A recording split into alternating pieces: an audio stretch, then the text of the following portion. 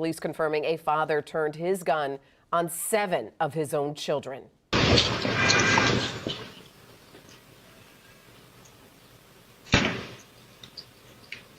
a very hectic scene. There's a lot to investigate, a lot to unpack, and we want to do the best we can to come up with a clear timeline, a clear reasoning, even though cases like this, the reasoning will never be fully understood.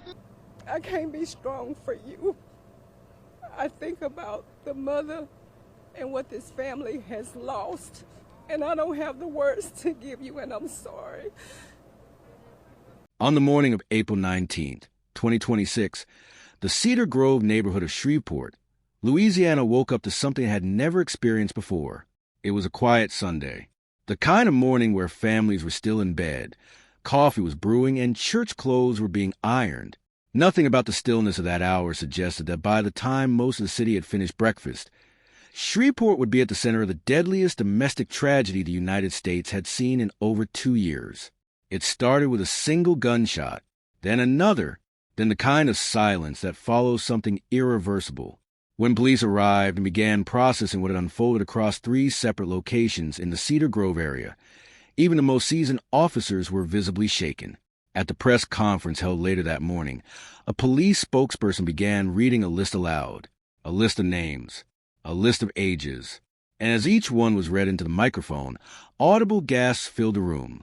Grown men and women, journalists and officials who had seen and covered violence for years, could not hold their composure.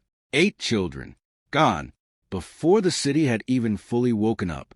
And at the center of it all was a man named Shamar Elkins, a father, a former soldier, a man who, just 2 weeks earlier, had posted a smiling photo surrounded by his kids after their first church service together, captioning it with the words, "What a blessed day." So what happened? What turns a man who takes his children to church into someone who destroys everything he claimed to love? And more importantly, were there signs?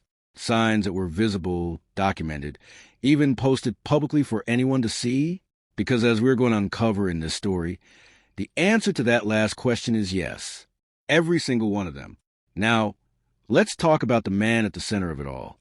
Because Shamar Elkins was not a stranger to the people of Shreveport. He was not some anonymous figure who appeared out of nowhere. He was a local, 31 years old, a husband, a father of 7, and by most outward appearances, a man who was trying to build something. In 2013, at around 18 years old, Elkins enlisted in the Louisiana Army National Guard. For 7 years he served, taking on roles as a signal support system specialist and a fire support specialist. It is a kind of background that carries weight in a community like Shreveport, a young man from a high-crime city choosing structure, choosing discipline, choosing service. He never saw combat. He was never deployed overseas. And in August of 2020, after 7 years, he left the Guard quietly at the rank of private. No promotion, no distinguished record. Just a man who had served his time and returned to civilian life. Back in Shreveport, he built what looked like a family. He married a woman named Shaniqua, and together they had children. His social media presence painted a picture that many fathers would recognize. Proud posts, family outings, moments of joy captured and shared publicly. 2 weeks before everything unraveled, he posted a photo of himself surrounded by his kids after attending church together for the first time. The caption read, "Happy Easter. Had a wonderful time at church for the first time with all my kids. What a blessed day." It was the kind of post that gets likes, the kind that makes people think, there is a man who loves his family.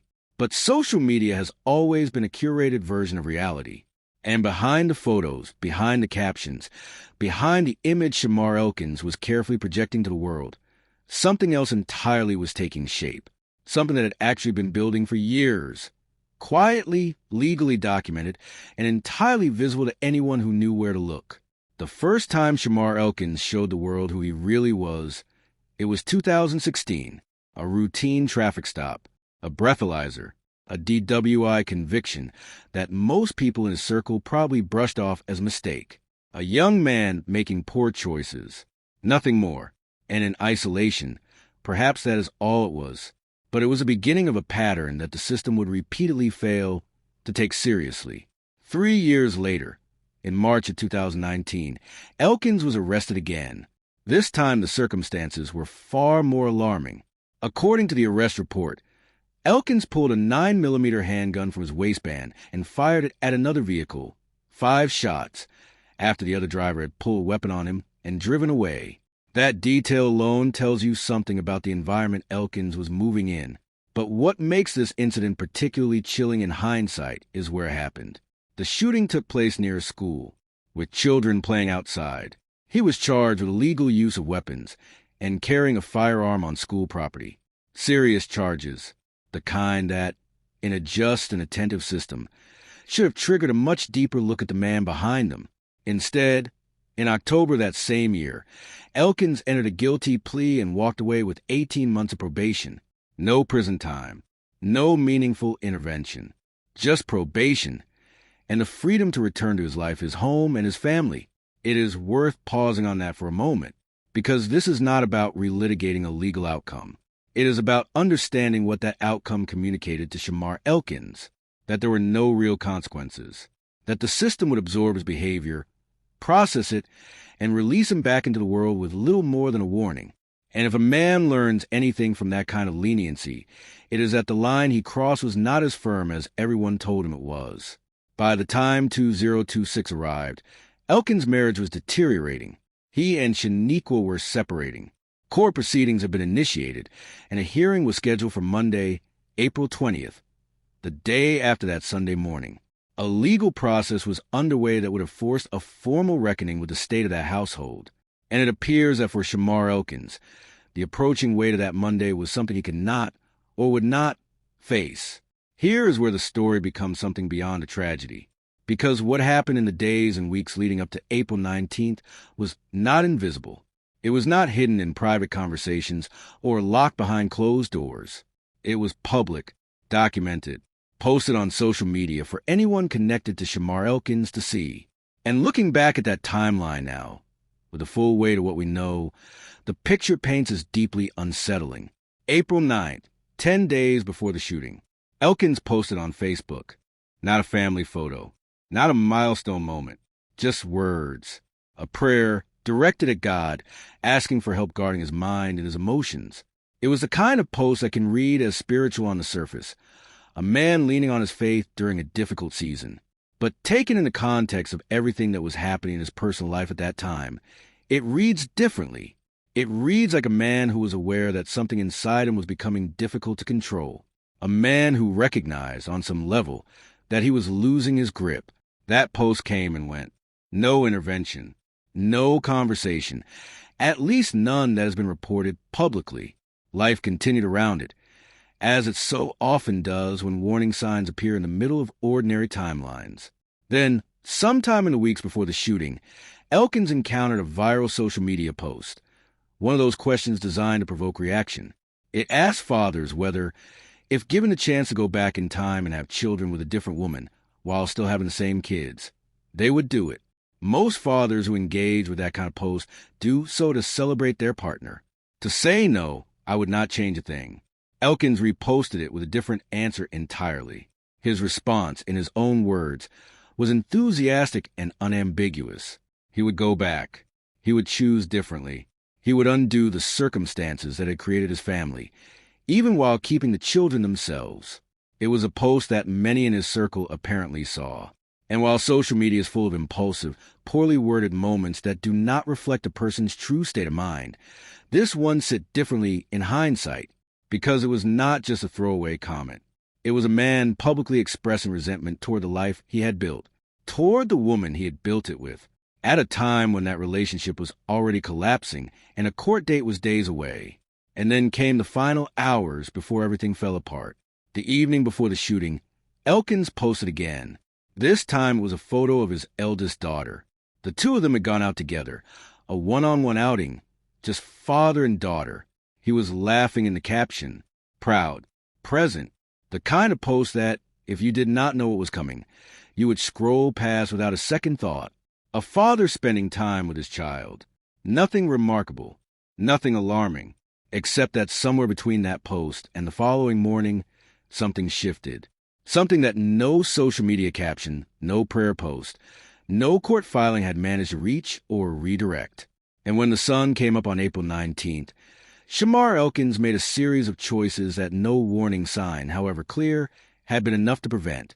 Just after 6 in the morning, the first calls came in. Shots fired. Cedar Grove neighborhood. Shreveport police responded.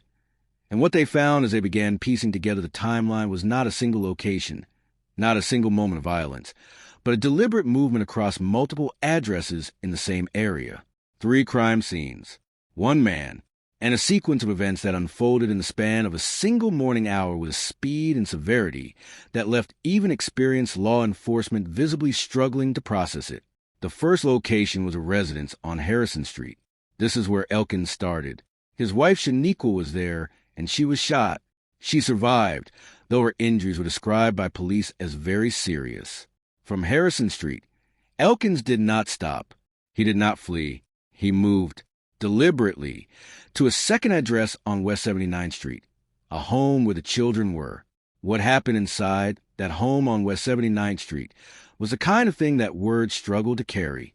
When officers entered and began processing that scene, the Shreveport police spokesperson who later stood before cameras described it as extensive, unlike anything most of them had ever seen. A third location nearby was also processed as part of the same crime scene. 8 children did not survive that morning. A second woman who was present sustained life-threatening injuries. 1 teenager, in a moment of desperation, jumped from a rooftop to escape and was injured in the fall, but lived.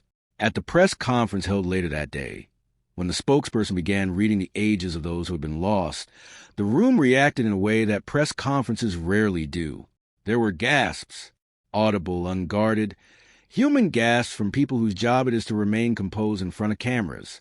Shreveport Police Chief Wayne Smith told reporters that he could not even begin to imagine how such an event could occur. The city's mayor described the scene as horrific and said the shooting rattled the entire city. Meanwhile, Elkins had not stayed. After what unfolded on West 79th Street, he left the area, on foot at first, then by force. He approached a man near the intersection of Linwood Avenue and West 79th Street and carjacked his vehicle at gunpoint. With a stolen car and whatever was left of the plan, he drove. Shreveport police located the vehicle and initiated pursuit that crossed out of Caddo Parish and into neighboring Bossier Parish. The chase ended when officers confronted Elkins directly. They opened fire. Shamar Elkins was killed at the scene. No officers were injured. It was over. In terms of the immediate threat, in terms of the physical timeline of that morning, it was over. But for the city of Shreveport, for the families connected to those 3 crime scenes, for the community that would spend the rest of that Sunday trying to absorb what had happened, it was anything but. By the time the sun had fully risen over Shreveport, the news had already begun spreading beyond Cedar Grove, beyond Caddo Parish, beyond Louisiana entirely. By afternoon, it was everywhere. And the responses came quickly from the community, from city officials, from the highest levels of government, each one attempting to find language adequate enough to meet the weight of what had happened. None of them quite managed it. Shreveport's mayor stood before the city and called it an unimaginable loss. He urged the community to come together, but also used a moment to say something more pointed, that violence in the home, untreated trauma, and the silence that allows both to grow were issues that could no longer be ignored. It was a statement that went beyond condolence.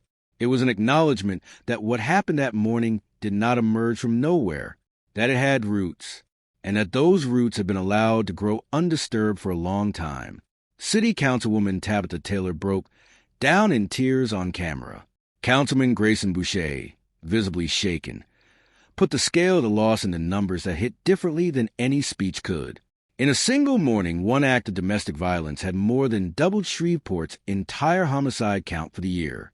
Over 30% of the city's violent crimes are already domestic in nature. That context did not soften what happened. It deepened it. It framed that Sunday morning not as an isolated explosion of violence, but as the most extreme point on a curve that Shreveport had been tracking for years without finding an answer to.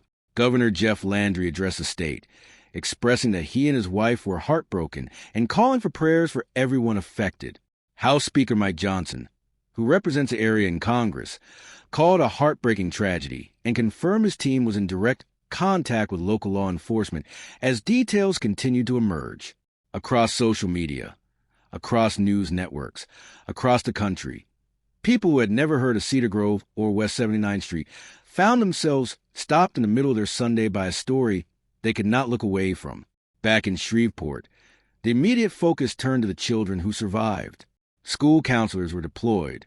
Officials worked to identify which schools the affected children attended, so that support could be made available before the week began.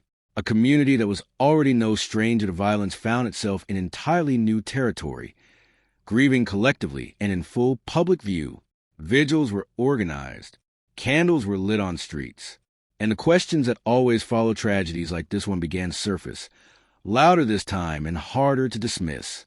Because beyond the grief, beyond the political statements and the tears at press conferences, there was something underneath all of it that refused to stay quiet.